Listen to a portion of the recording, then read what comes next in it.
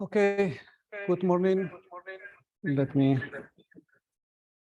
shut off this.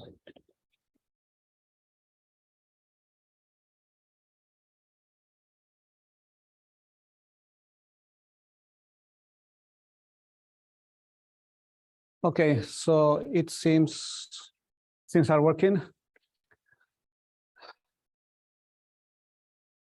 Today we will start with the timber, start the organic materials. So we have these and 2 more sessions till midterm exam. So today and Tuesday we will see timber, hopefully in 2 lectures. And Friday before midterm, the syllabus says like a review session, but probably having another material workshop will be more interesting because we'll see like a real timber, real materials, and we'll comment on those. I didn't comment, but you may have noticed that I uploaded the explanations for the assignment on sustainability, assignment 2. So it is in Blackboard. I have to update a little bit things because some things I had to check on site, and I have to update that. I didn't upload yet the photos and the list of the materials of the last workshop. I planned to do it last week, but I didn't. So I did new photos. So you will have it soon also. That's it. Let's go fast into the questions and answers about concrete. The activities, there was only one difficult question. Remember, we said that steel is limited to 400 megapascal. Also, we can use up to 6,000 steel, but in compression will limit the strength, right? In the case of compression, right? And the question was, why was that limitation? And a few of you were quite near the reply. So the question is, well, this is the elevation of a reinforced concrete column, right? Very rough. So orange is the concrete and the reinforcements are in blue. I didn't put the stirrups just to simplify. We don't need it. And this is the stress strain graph. This is simplified. Blue is steel. Orange is concrete, right? Actually, the difference is much bigger than that, but I have to make it in a way we can see it on the screen, right? So steel modulus depends on the steel and depends on the concrete, but roughly it's like 10 times as much as concrete, right? So when nothing happens, the column is relaxed. We are at point 0. There is no problem there. If it starts to be in load, the column shortens to the point A. Let's say the point where we calculate concrete to work safely, which is about 70%, 60, 70%, and the limit is the usual. So the point A, right? So since the concrete and steel shorten the same amount, the line is the same for both, but concrete will work probably at 12, 15 megapascal, right? And the steel will work probably at, I don't know, probably 100 megapascal, right? So with the same deformation, the tension each is producing is different. If you go to the point B, which is the moment in which we are in the limit of concrete, right? This is close to the 200. So this we should never reach that point because that's dangerous part, right? The steel is still probably in a very comfortable space, right? And that's usually depends, but by regulations, that's the 400 megapascal is the most we will go there, right? But still has a way to go. So if we really calculate the steel to work further, the concrete is already cracking. So if we were to see, the concrete will start cracking and things will collapse. This is where the limitation. So it's very practical application of why this modulus or Young modulus is important. We have to work both in the strength and the deformation. And that's the basis for elasticity. Well, you find this is still a bit difficult. Don't worry, even engineers are weak at this. But if you understand better, because elasticity is cumbersome to calculate, but the concepts are quite straightforward and easy if you get them right. Okay, so the point is they deform together. And there's some thing which steel can still deform much more than the concrete, and then it breaks. Of course, the moment the concrete breaks, the steel will buckle, right? But that's not the reason why it collapses. This is the consequence, right? And of course, buckling happens with very strong materials when we're very slim. That happens always.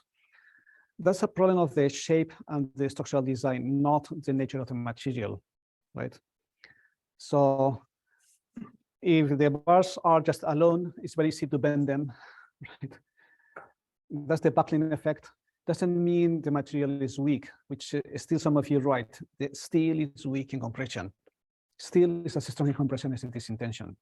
Only that design is not correct for the compression stress. Okay, so much for the activities. The rest were quite explained in class, not much problem. About questions and answers, I will comment just a couple of them interesting. Most of them in the handout, you will be able to read if you want. But there is one interesting, is how much steel in reinforced concrete is too much or too little, right? The question was, if this safer, why don't put a lot of steel and just a little bit of concrete, right? So we need some proportion. So the question is, both materials have to work together, right? If you have too much steel, still the limitation of stress is the same. So the steel will never work 100%. So we are not really using the material to its potential. Also, there's a minimum. So the codes establish a minimum in area and mechanical strength. So a percentage of the area of the section. Say if we have a section of the column, right? If this is the area of concrete, all the steel we put has to be a proportion of minimum, right? Depends on the codes. So for columns, if I'm telling by memory, so just to have an idea of the proportions, right? This is the Spanish standards. About 4% is the minimum of steel we would put, right? Just to call it reinforced concrete, apart from the calculations. In slabs, probably 2%, a bit less, is not so critical. And in beams, it changes, but probably about 3%, can be a bit more or less, depends. Let's give you an idea, right? The amount of area. Say we have a 1 square meter column, right? 4% of that should be steel, which is a lot, because 4% of 10,000 square centimeters is quite a lot of steel we have to put there. Of course, we need to put also 1 bar every probably 30 centimeters. If there is not steel in a big area, we call it mass concrete, not reinforced concrete. So this is defined by code. Also, there's a percentage of mechanical strength, which in general is about 4% between the ratio between both strengths. You don't need to memorize the numbers, but that gives you an idea, right? And also there's a maximum also by code, right? In which we are not really using a reinforced concrete. It's like a concrete protected steel structure. There were many questions about pathology, about cracks and repairs. And this was explained in class. If you have a clear vertical cracks in the central area of the column and quite visible, the lessons from my old professor is to set an emergency and evacuate, right? That's a hard decision to take, because you have to be very sure of that. But better being wrong than having an accident. You know, we commented the Samsung department store disaster. The disaster came because of waiting. We're in the sales period. We are going to lose a lot of things. So let's repair after the sales. And there was no time to repair. The building collapsed when it was totally full of people, right? Again, how do we repair cracks in the concrete? So in structural concrete, we have to be very careful. Usually, if we fail, better is to demolish and to rebuild again. But for small cracks, you can always fill with a thin mortar. Usually, you have epoxy mixture. There are cements which do not contract, so you can fill the gaps without many problems, right? But this is for small problems. Same here. So if there's a footprint, something like that, but you can feel it. It's not a big deal, right?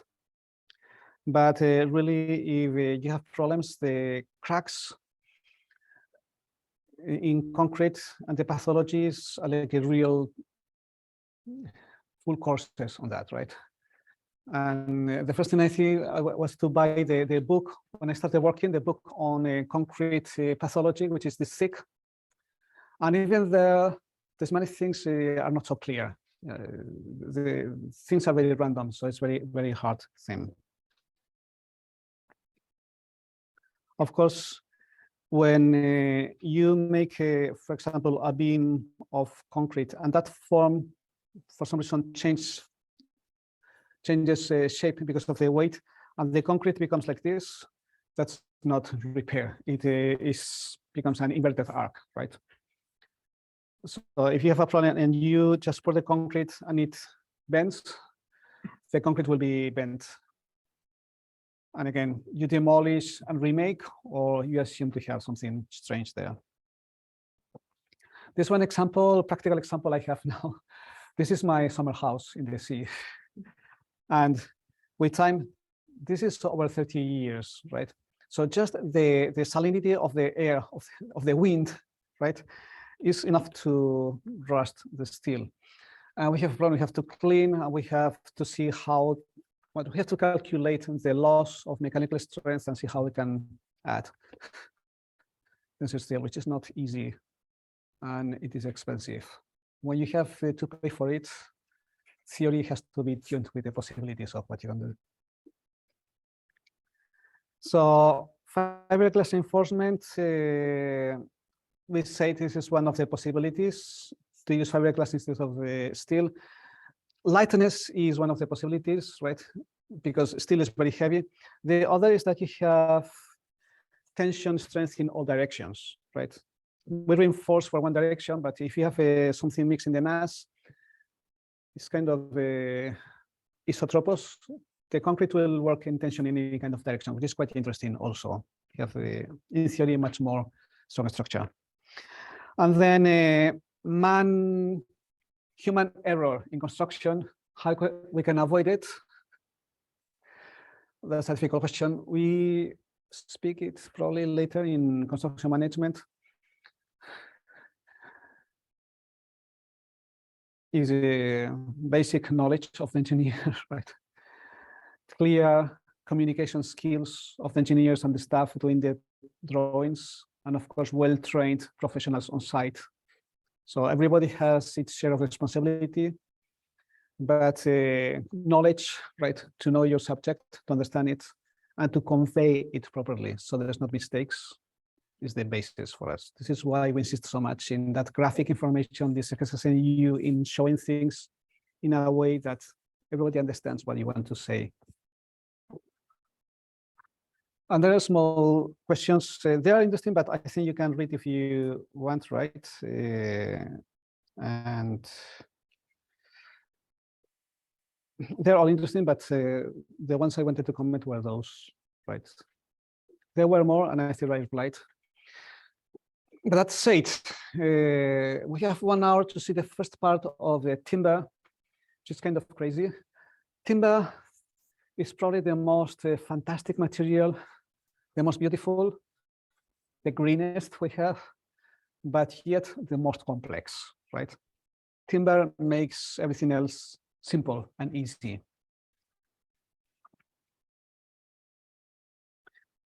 In terms of the archetypes, it is clearly applied to the roof work assembly, right? This kind of timber assembly of the structures is the idea of the tectonics, the filigrane. Remember that tectonics is basically carpentry, right? So it makes sense. And in the sequence of construction, how far we go, in those two lectures, we'll see just the material and the basic pieces you can buy, right? The basic modules. If you follow the textbook, they have quite a lot of comments on timber, so I suggest you to read. This will not be exam questions, of course. I think the lectures are enough material already, but they may give you more context of what we see, because really we have to compress a lot to fit the course. So this is one of the beautiful pine trees you can find in the mountains here. I think this is Unaxan. So what makes timber interesting is that it's natural material which has evolved to be structural, right? Which is great for us. And it is really sophisticated in that sense. So the trees have had millions or hundreds of millions of years to evolve and to become more perfect, right? So they're so perfect that we have nothing compared to timber in terms of strength and weight, which is one of the balances we have to use always in engineering, right? And again, this is the only material we can grow naturally and without, in general, without harming the environment. Most people will agree that having more trees is better for the environment.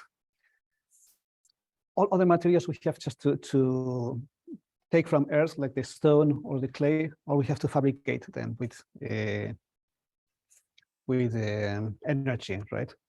And almost everywhere in the planet, almost everywhere we can grow trees, which is not a bad thing either.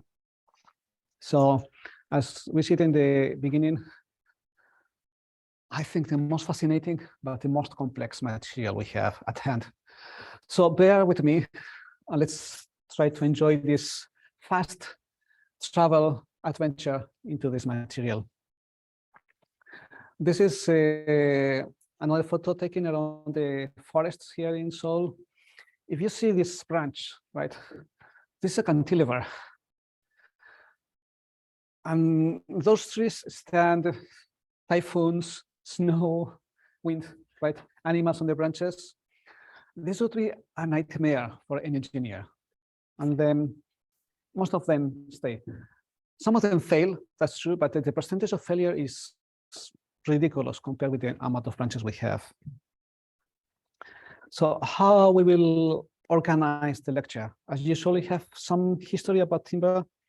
We will see the material, which is quite a lot. Again, this is a very complex material. I think it makes sense to go from the molecular level to the macroscopic level. Then we will see how we process it, which in this case, it's important we understand. You might be okay not knowing how bricks are made, but you have to know how the timber is processed, so you know how to use it. And then the decay, as timber is organic material, it is programmed to self-destruct after the trees die. And of course, we work with dead trees, right? So we have to deal with it. And finally, we have a lot of engineered timber products which are fabricated from the trees. And I organized just in 3. Actually, this is 5-3. And environmental issues, as usual, which are not few, it's quite a lot. Today we will try to see, let's see if we can make it just part of the material until the properties, which is more engineering, more data.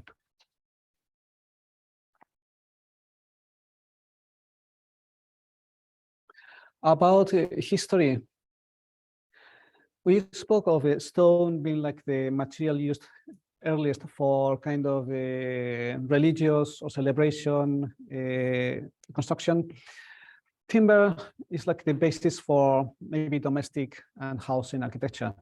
And I bring Marc-Antoine Laugier, or Abate Laugier, who in the 18th century was not the only, but was the one who printed this image of the primitive hut, very much biased, right, to tell this is the origin of classical architecture, right? So it is pointing to the Greek Parthenon. But this has become kind of a fixed idea in architects since almost 300 years. And no wonder still today we can find this kind of construction, just timber, local timber with a local clay to make the houses. And still some areas in Europe, Finland still is a forest country, and the Finnish guys like to build their houses, right, with trees. And this kind of techniques which are interesting and still we can use. Well, this is the Finnish log house. And some of my friends are very happy because they write to me, I built my house right in the forest, and this kind of house, right? And curiously, there are kind of architects trying to revisit this kind of techniques to make modern architecture, of course, always in kind of forestry environments. And the technique evolved, and probably one of the peaks is Pekche. Yeah, this is surely it comes from China, but I'm not so familiar with China, so just Chinese, excuse me, my ignorance. But whatever the technology of timber achieved in Korea in Pekche period was so great that they went to Japan to teach how to build. Korea is so good at war that almost nothing remains. Fortunately, we have the Horyuji temple, which is in Nara. It's quite far away, but if you go to Japan, Nara, this is one of the places to visit. And that pagoda is just 32 meters in timber. As far as I know, they repaired, of course, but the original element, it has stood typhoons and earthquakes without any issue. And this is 7th century. So the starting of the Buddhist architecture in Japan.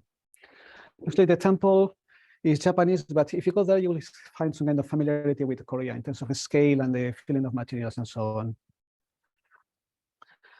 Hanok, of course, remains to today.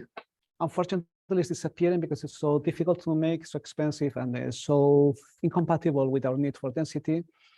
But this is a technique which fortunately remains, and we have still the possibilities to learn, right? Because the Hanok construction school still exists there.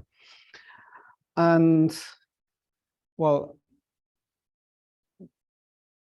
they're all, yeah, fantastic, beautiful. One thing which comes from the nature of the trees, this is popular architecture. This is not really architects' work, but you see this cantilever in the corners is crazy, right? And usually, of course, this is a difficult point to do. Usually, it is the only part that the master chooses the piece of timber, and that's it, because it's where you can just have it totally wrong. That's quite interesting. And let's go to the west. This is Spain, right? This is actually not housing. This is a seed drying pavilion. We still build it today. So timber is very natural material everywhere. And you see that it has a very clear familiarity with the Hanok we saw before, right? So the way things are detailed are based on generations and generations of trials and errors and improving things. And the results are very similar. If we put them side by side, right, we can see many similarities. And we go to the first question I have for you. Look at both images. One is Korea, the other is Spain. It's popular architecture, so we can assume those builders have never contact, but they created one typology which have many things in common.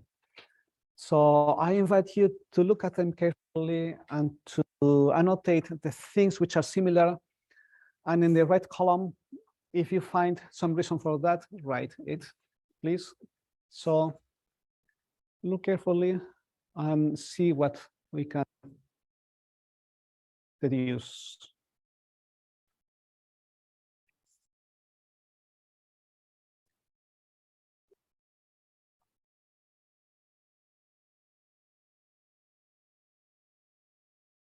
You can speak, this is not exam.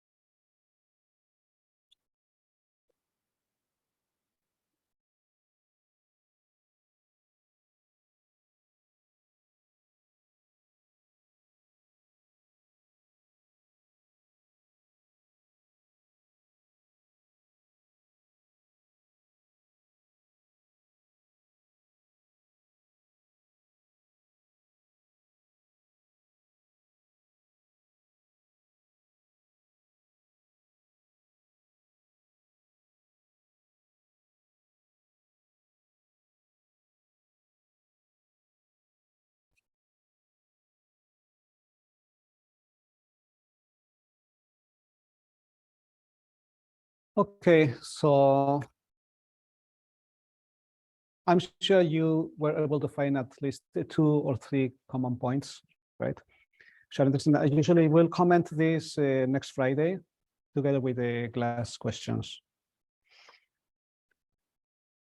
One thing which is not architecture, but helped to develop and to improve the technology is the shipbuilding, right? This is the 15th century. This is the ships which went first to America from Western Europe in the modern world, we say. And of course, finding the timber which could stand months on the sea and the joints which could be done without any kind of metal helped also to improve the construction, right? So many of the ship builders were carpenters which would work also in buildings, in architecture. Let's go to the modern world, and I brought just a green, and green is maybe not so famous, but it's like just before Frank Lloyd Wright, late 18th century, first 20th century.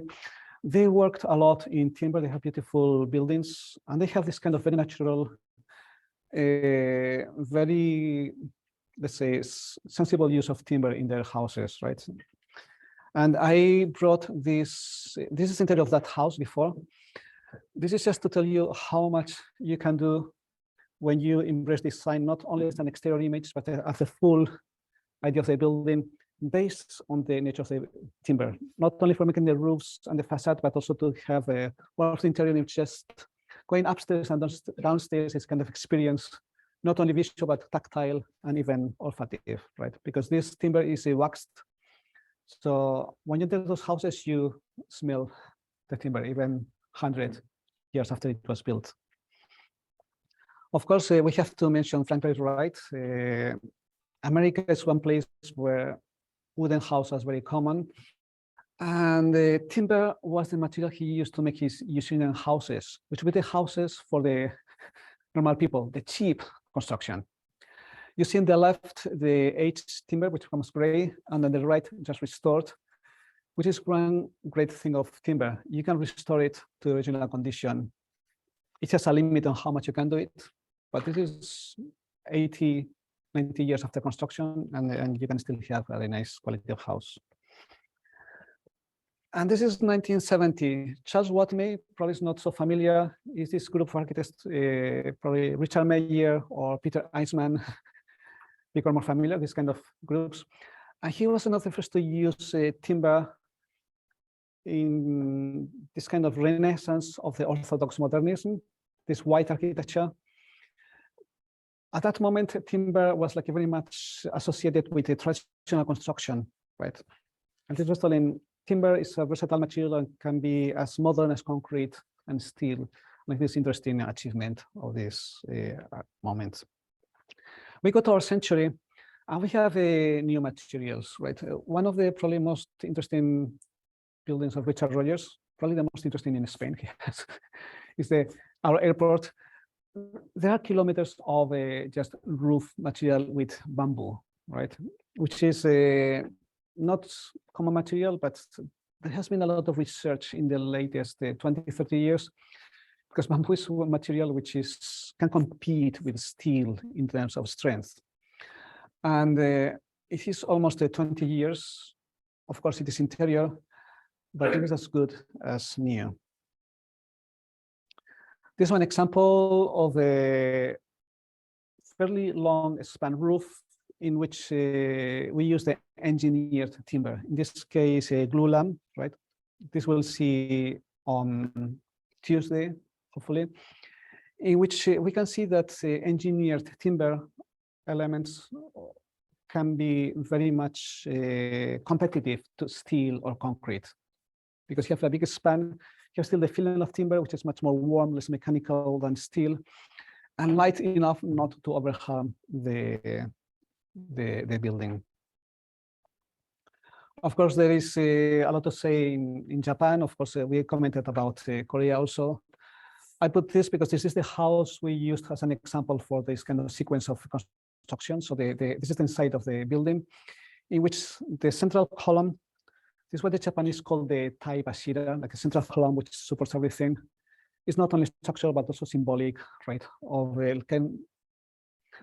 of remembering the original tree that log was.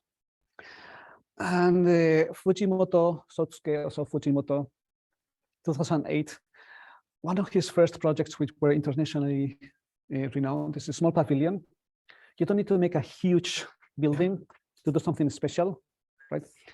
And what was interesting is that wood became stereotomic, right? It's like really massive construction in timber, which is kind of unusual way of using it. Of course, this is not economical, but for a pavilion, makes sense. This is another of my professors, Terunobu Fujimori, who was here like 10 years ago. President Hyun Sop did a kind of seminar on his architecture, and he's very unusual architect. He liked to revive like the very primitive Japanese architecture, right? Not the refined tatami things, but much more primitive. And he recovered the technique of burning the outside of timber so it is protected. They had to test a lot because there is not a handbook. So they have the original logs from the tree, they put on fire, and they find the right amount of charcoal on the outside, which make the timber durable against the weather, but also against the insects and the wood eaters or xylophages. We are getting closer. Yoshiaki Amino is one of my hube in Tokyo. He studied in Swiss and then in Austria. He was teaching. Now he's professor in Japan. And he did a house for his mother. It is not so clear in the photos, but he just went into the log warehouse and he bought the timber nobody wanted, right? It is like a standard cuts in Japan. And he just bolted or glued them together to make the walls, the roofs, the structure. So it's kind of what he calls a kino katamari, is kind of a chunk of wood house. Not as extreme as the Soft Fujimoto Pavilion, but interestingly, the house is, of course, it has a bit of concrete and you have glass, but it's mostly timber, right? And quite interesting experiments. Of course, we have to mention the trend to do skyscrapers in timber. Traditionally, timber buildings are like 4 floors maximum, right? But since the timber is interesting, you will see in the blogs and in internet, in the news, like many news about skyscrapers or timber. Many of them are theoretical, but the ones built, most of the technique comes from Norway. They are proud of the tradition for the bridges on timber, and they say they apply that technology to buildings.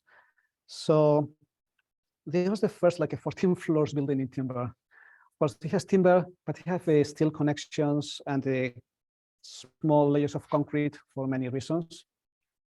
But mostly the buildings timber and the glue and this kind of glued together pieces of timber. That I know, well, we have 20 floors in Sweden. That was last year. Again, this is mostly glulam, right? And cross-laminated timber, we will comment also. It's kind of, we have put in timber together. Of course, it has also glass, some aluminum, steel, and some concrete. And 2 years ago was like the tallest, right? 85 meters. There is one building this year in, I think, Vancouver, which went to the 100 meters, and they said it's the tallest. But I think they cheat because half the building is reinforced concrete, right? And the two floors timber. So I didn't put it even here. I think I didn't put it here. And as we said, buildings are built mostly in Scandinavia because it's kind of forestry area. You have this in Canada, in Japan, of course. And the problem with this is that this technique for skyscrapers is new, right? It's in the development. We have a few ones. And this is interesting because this is the same office which does the skyscrapers. They called this the 100 Years Bridge. It was in Norway. And it replaced an old steel bridge. And embarrassingly, it collapsed little after it was built. So it didn't last even 1 year. And this is kind of scary, right? Because they were so confident, right? This is a tradition we do so many. If this is the technique used in those skyscrapers, well, surely they take care, but there's always a caveat in these new technologies. Let's go also to the long spans. And Toyo Ito is one of those interesting architects who experiment many things, right? And I think one of the most interesting is the Everybody's Forest Library, Minna no Mori in Gifu, in which he devised a system, three-dimensional system of just hexagons or triangles of timber. What you see in the lower part is the model, the mock-up to experiment the performance. And this is the real construction. The spans are huge, right? But very light and with a lot of porosity, so light goes through. I think this is like a really fantastic technique, great building, and not so much politicized and as some others, right? So if you see, there is a lot of things, possibilities in timber, right?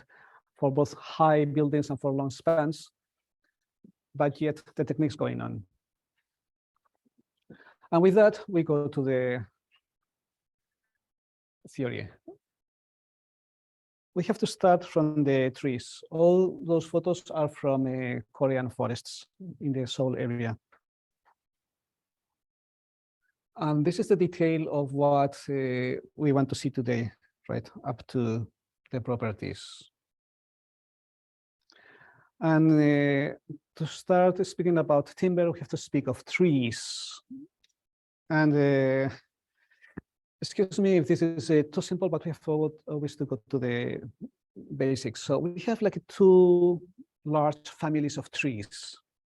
We simplify as usual, but we can say most trees have the conifers, gymnospermae, which means like seeds are in one piece, right? They cannot divide it in two. Also needle-leaved or softwood. It is used for this family. They're not totally synonymous, but you will see all those names in timber industry, right? One thing I want to call your attention is the softwood term, because that confuses. That timber is not soft. Can be the hardest timber is not conifers, but the softest timber is a hardwood. So use it as a name, right? Forget about the softness. They're the more primitive. They appeared first in the evolution of life in the earth. That means they are more simple in structure. And usually, again, we are generalizing, they are fast growing, which is an advantage because for industry, we benefit from the fast growth, right? Well, this is the image we have of those conifers. The other family is the deciduous. That means the trees which lose the leaves in fall. Again, this is general, right? They are also called the angiospermae, so that means the seeds can be divided. And broad-leaved, as opposite to the needle leaves of the conifers. And also they are called hardwood. Again, this is common term, and this is translated into other languages and became like a standard, right? But don't get confused by the hardwood. The softest wood on earth is a hardwood, right? They are more evaluated. That means the structure, the biology is much more complex. And in general, they grow very slowly. They take more time to mature. It is also interesting to see how the trees are distributed in the earth, right? Except for really northern areas, yeah, the tundra or tropic, really arid deserts. Almost everywhere else we can grow trees of different species, right? And there are experiments to try to reforest some of those deserts also, which is also interesting. So that means trees can be produced almost everywhere. Of course, they are different. So much for trees. So let's go a little bit into chemistry and molecules, just to know the components of trees. And we have like 5 main elements. Let's go into first the cellulose. Of course, we'll concentrate on those which are the 3 basics which create the structure of timber. So the base is the cellulose, which you may be familiar with it. It's a natural polymer. That's great because that introduces us to plastics, right? Plastics are a logical continuation of this lecture. It's almost half the proportion of the composition of the wood, right? And this is what creates the tensile resistance, the tension strength, right? Like fibers which allows the trees to be very strong in tension. Then hemicellulose is kind of a smaller cellulose. Still is a big proportion, 1/4 to 1/3 of the timber. And it is used to tie. So we have the fibers of cellulose, and hemicellulose just is like tying those, right? Like the stirrups of the trees to keep those fibers together. They have more functions, but that's the point. Lignin is another polymer, right? And again, the other 1/3 of the timber. So this is almost totality, right, of the timber. This is what makes timber stiff. That is the difference between trees, timber, and herbs, which are always soft, the only green elements. So they will help to stick things together and to have this kind of compressive strength and shear strength to the timber. And then extractives are substances which give the smell or protect against insects and against humidity and so on. Can be between 1% and 9%, right? Minerals, again, right, depends on the trees. And about destructives, you have to be aware that many trees, but in general, trees are acidic, right? Because of their composition. And it's quite acid. So those timbers corrode steel and the metals. So when we use like metal connections, we have to be careful about that because timber by nature corrodes it. If you see on the street all the timber benches with which are taken with steel, you will see like the steel is rotten. It's not the rain; it's just the effect of the timber. We see the cellulose a little bit more in detail, right? And it comes from the glucose monomer, the same glucose we have when we eat sugar, but it's a long polymer we cannot digest. So the glucose is a kind of organic compound, hexagon in shape. And the basic molecule sticks, right? You don't need to make the details just to see how it works, the chain. And kind of rotates 180 degrees, right? It's kind of a spiral. And they share just the oxygen bond, right? So they share one oxygen element. This we call the covalent link. This is very strong link. This is what makes the chain, right? And the chain very strong, right? So that's basically just a glucose, kind of spiral of glucose rotating and linked on the oxygen. It's like really a chain, right? And the length is somewhere between 2,000 and 10,000 units. It's very small, right? It's measured in the order of nanometers. But see the difference with what we saw in metals or stones, which are just simple molecules creating crystals, right? This is humongous.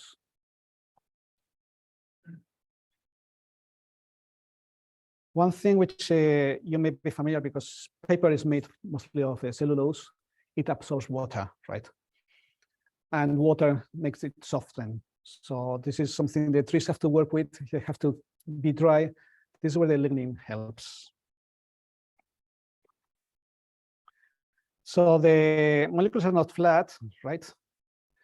And in the lines, there are weaker links which kept the molecules together, but they're weak links, right? There's van der Waals or transversal bonds. So this very strong longitudinal bond and this weaker transversal bond gives that mechanical property they have. Like it's like a fiber, natural fiber working in tension. But the way this is taken from internet, it's kind of wrong because the molecules should be rotated and they're not rotated. So don't believe everything you find in internet. So this is the section of a tree cell. So tree cells are very long, like pipes, right? If we take one detail is what we see here is how the fibers organize.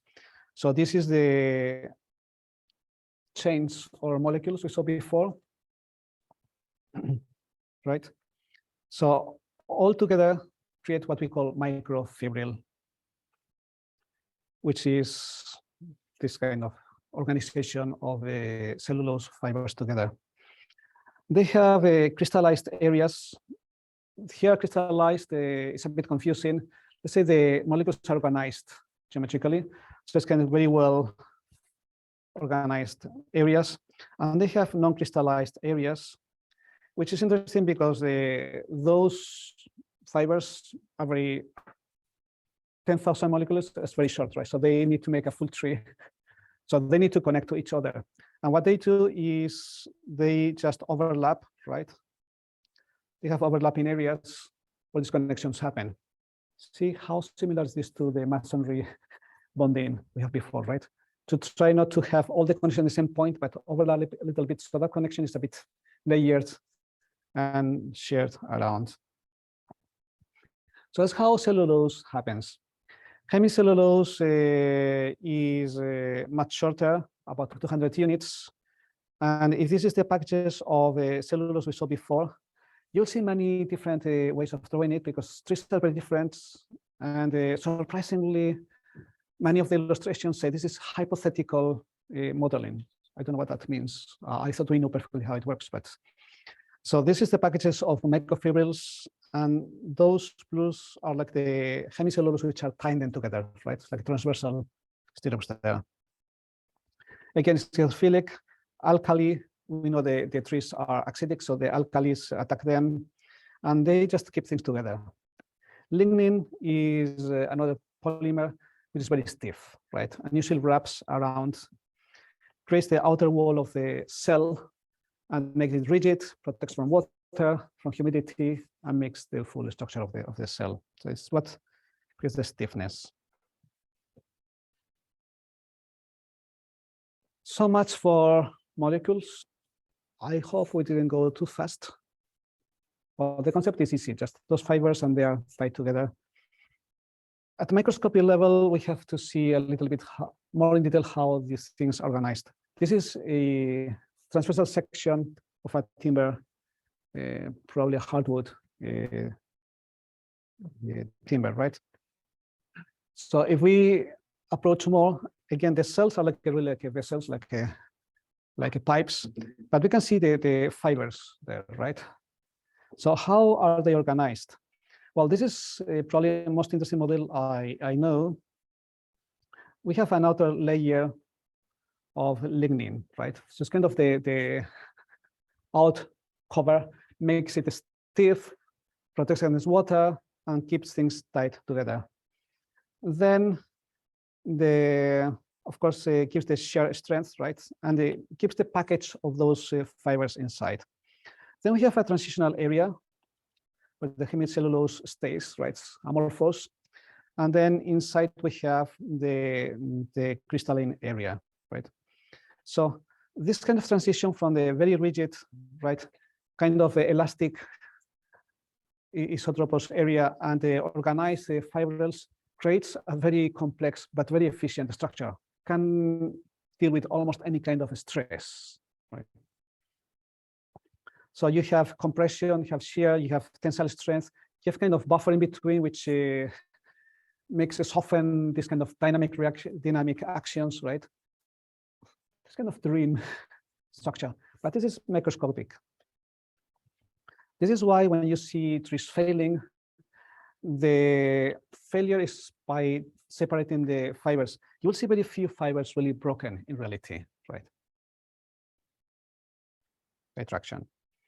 So if we make the layering of those walls, right, to see how those fibers are organized more in detail, don't be confused by this. This is not a pyramid. This is one pipe, which has 5-6 layers, and they have it peeled one by one so you can see the inside.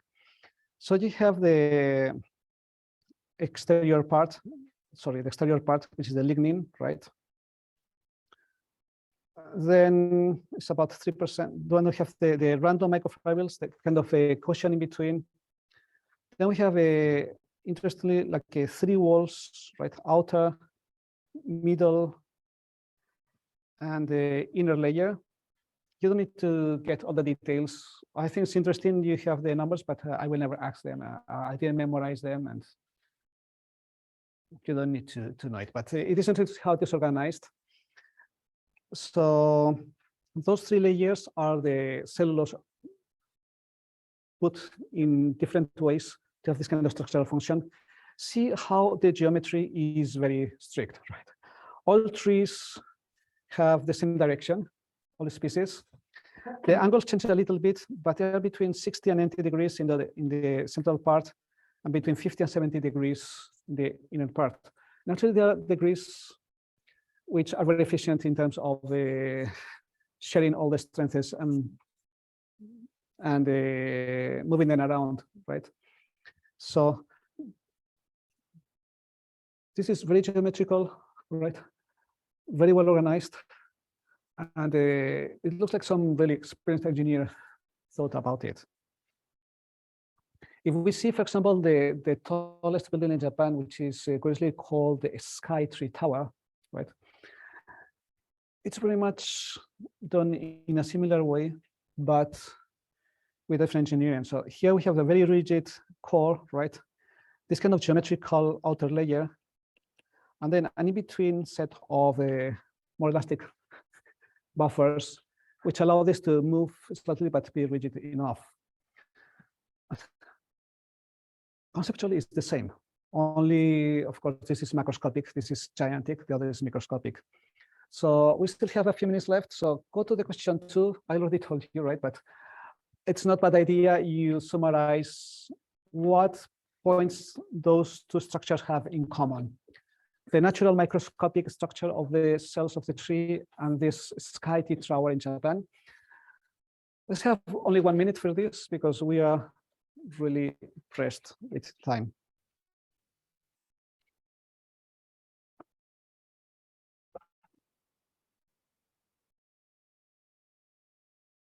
Obviously, they are very different, but the mechanical logic is very similar, right? At least in 3 points we commented just a moment ago.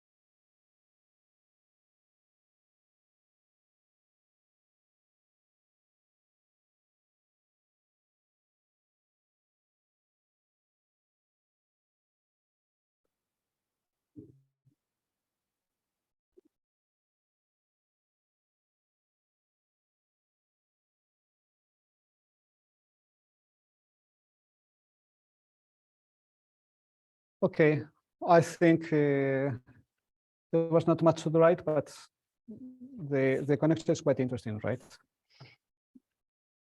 So let's go to the tissue. And this is something we have to pay attention because this is something that will help us to recognize basic kinds of timber. So try to pay attention. I will try not to complicate it too much. This is a microscopic view of a soft wood or a conifer timber. That's the vertical position. The first thing you see is it's very irregular, right? The only things which are a bit special are some random vessels, which happen mostly in trees, on pines, where they have to transport the resin, which is very viscous. You cannot go through the smaller vessels. So we see one part very dense, which is called the late wood. This is the part of the fall of the tree. So they have less activity. So vessels are smaller because the circulation is much more stopped, right? Then you have the spring, the early wood, which is much more porous, right? So in reality, we'll see very dark areas and very clear areas in the tree. There's more activity, so the vessels have to be bigger to have more circulation there. And that creates a very clear ear ring line. So very soft, very regular texture, and very clear ear rings are a very good indication we have a softwood, right, in view. Then distinguishing species is not easy. Even very much experienced people can make many mistakes, right? If you give them 3 species and 3 samples, maybe they will get them, but randomly it's hard. But to distinguish a softwood is quite simple. And of course, there are fibers transversal, which again, they need to tie things, right? So they still represent conflict. We need always to tie the fibers. And that fibers will create different textures in different species because they are very much species specific. This is one real timber. This is Japanese cypress, Sugi no Ki. And you see the very clear difference between areas. And you see the areas, transversal areas, with where those fibers, those rays are tying the fibers together. Let's go to the hardwood. Hardwood has a ring porous and diffuse, so we have more complexity, more varieties.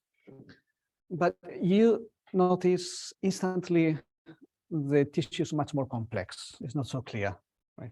But still, we can have a fair understanding of the late wood, right?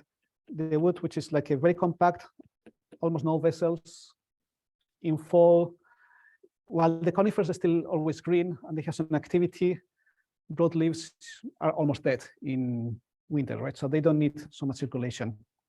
Then you have the early wood, which is enormously porous because they have a lot of activity, and this is specialized vessels there. So the year rings are still visible, right? Not as clear as in the softwoods. And of course, they have always rays or fibers tying. And again, this is very much species specific. So this kind of texture will help you make the difference between elements.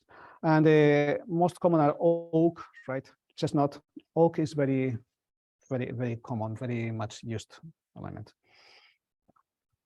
This is one microscopic photo of oak, and this is the view in elevation. So you see the rings are like just lines, right? There's not like a softwood, you have a clearly defined line. This is more diffuse. And those lines are actually the vessels we can see with our naked eyes. There's like a really transversal cut of those vessels in the tree. So that texture we see in the oak is just those vessels, just so big. This is again another kind of oak, right? Ash, ashy. I don't know. This is what I found in the dictionary. It's also very used, right? It has much more fibers, but still you can see very clearly the year rings over there. So when you see the cut, it's very easy to confuse with the oak if you're not very familiar with them. And then we have the diffuse porous, in which the organization is much more random, right? It's much more difficult to see where the year rings are. This is very typical of tropical trees, which are green all the time, right? Not only. So birch, maple, poplar are diffuse, even though they're not tropical. So they're harder to distinguish. And again, that gives you a hint of which kind of tree you're working in, even though you're not able to identify the species, right? Which is interesting. So when you see one sample of timber, you should be able to see very fast is softwood, hardwood, and the diffuse porous or ring porous tree. And of course, there's many intermediate, which are not totally one or the other, right? Like a walnut or cherry. Those have a very soft texture. They are visually very nice. This is why cherry is so popular. Right. This is examples of diffuse porous, right? This is the Quercus. I think it's kind of family of the tree, Cashinamu. Those are tropical trees in which you see it is very hard to see the year rings anywhere, right? So they're very diffuse and so on. So probably of this lecture, this is one of the things I wish you to have clear. Yeah, I didn't complicate too much, but this kind of basic extension will help you going through the next slides. Still, we have to have 10 minutes left. So the timber we use is cut, and you know, since the fiber orientation determines so much how the timber performs, we have to be familiar of which cuts are they. So please, again, be very attentive. This is a very simple general cut of the tree. So this is what we call the transversal cut or horizontal cut, right? If we cut tangent to the distant area is called the pith, right? It's like the axis, the pith. If we cut tangent to that, we call it tangential section. And you can guess, since we are very much tangent to the rings, they will have like small parabolas, they will be very separated. This is a texture which is telling you we are cutting just parallel, right, to the center of the tree. That's different from the radial cut. Radial cut, the fibers are very regular, right?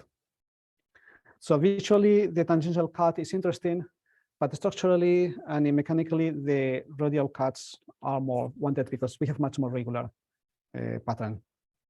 Of course, we have the bark, right, and the ear rings and so on, but those horizontal or transversal, right?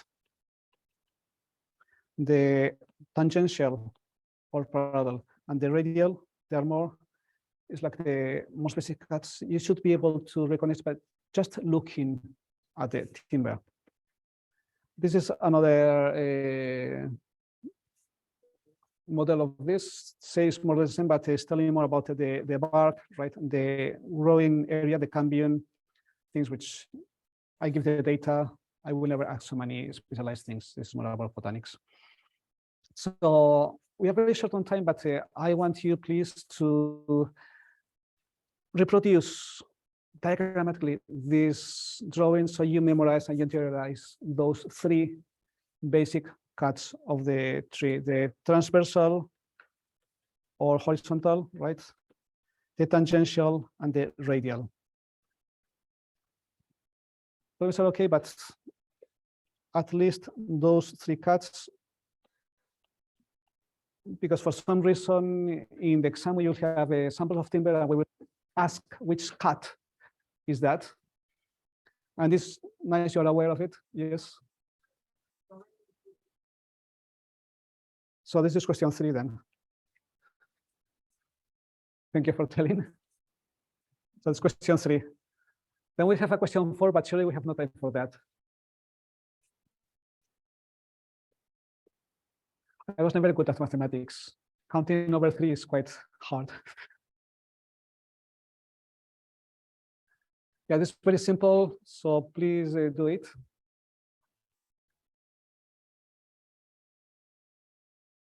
It's important you visualize them and you understand why the fibers are in some way, right?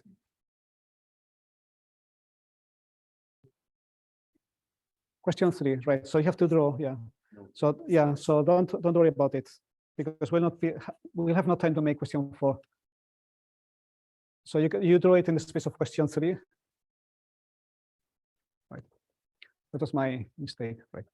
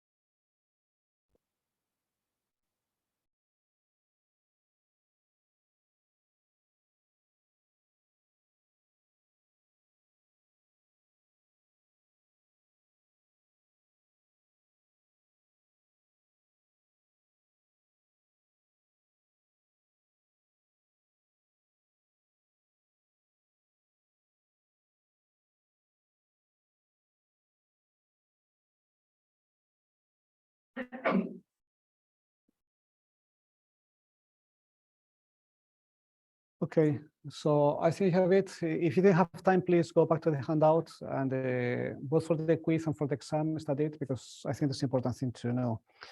And I think we don't have time to complete the material. It's like around 40 slides left yet. So I think the irregularities are things interesting to know. This is not essential, but if it's interesting to know a bit more about trees and how it affects the timber, 4 is not so important. And we have some list of species. So we'll try to do it next week. So let's leave it here now. And we go to our favorite, which is, this is a reminder, right? Cement 5, glass or concrete, that is next Friday. Today is week 7-1, so it's next Friday. So you have time to, as we said, to update those of you, which is many delayed assignments. You can have them graded without penalty if you submit before midterm. Right? Because we will have no time to give you feedback, but at least you will have some grade that will help. And you have also time to study and to organize your things because exam is soon, right? And of course, Quit 5 we will have on Tuesday. So we have 3 lectures, a bit of accumulated material. So we'll try to have the quiz fast, and we'll try to go as far as we can with the timber. Right, and we'll let plastics and polymers for after midterm. Next Tuesday, right? Tuesday is a quiz day. Friday is assignment day. And on week 8 will be like a big quiz, right? It's like a midterm. Okay, so for the assignment, the hints are as usual. Try to be graphic, try to work directly on paper, and try to go beyond the obvious, right? Try to really understand how things are built and why they are the way they are. Try not to write too much, but to draw more. And that said, please fill any comment or question you may have, and I will see you on Tuesday. Have a nice weekend.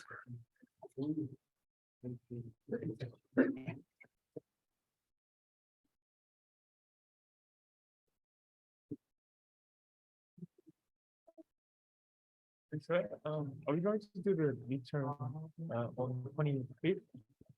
Yes.